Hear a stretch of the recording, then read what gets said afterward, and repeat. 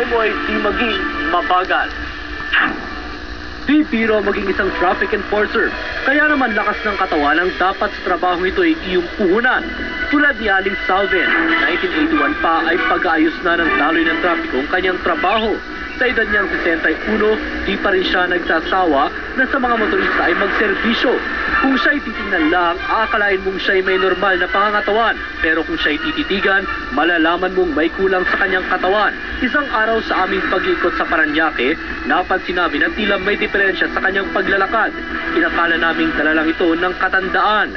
Pero nang pasyalan namin siya sa kanilang tahanan, dito namin nadiskubre ang kanyang kapansanan. Isa lang pala ang tunay niyang paa.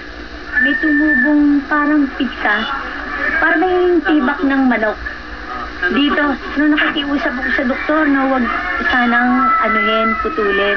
Sabi ko, paano ako makakapagtrabaho na kung putulin pa ako? Kaya to,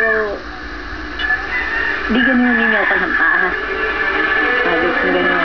Traffic aid na siya bago pa man naputol ang kanyang paa. Pero di naging hadlang sa kanya, naging kapansanan niya. Bumalik pa rin siya sa trabaho. Kasi pagka yung titigil lang ako sa bahay, parang iniisip kong hinihintay ko lang yung kamatayan ko.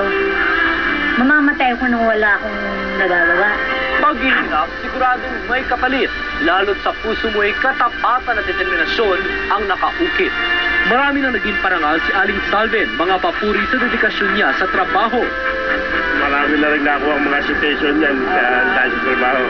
Talaga ako masipag. Masipag, wala akong masasabi.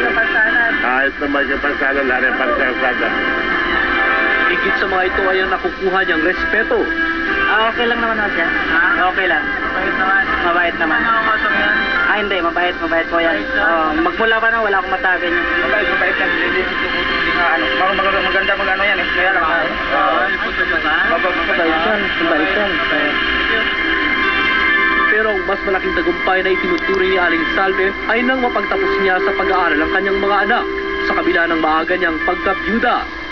Pareho ngayong nasa ibang bansa ang kanyang dalawang anak.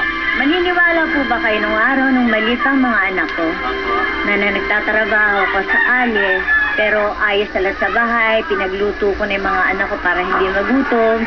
Malilit pa kasi sila noon. Sinasarado ko pa yung pintuan para hindi sila makalabas. Kasi malilit pa baka kung ano mangyari sa kanila. Kung ipapalagay, may mga kapansanan tulad ni Aling Salven ay kaawa-awa. Pero mali yatang sabihin ito dahil impes na kaawaan, mas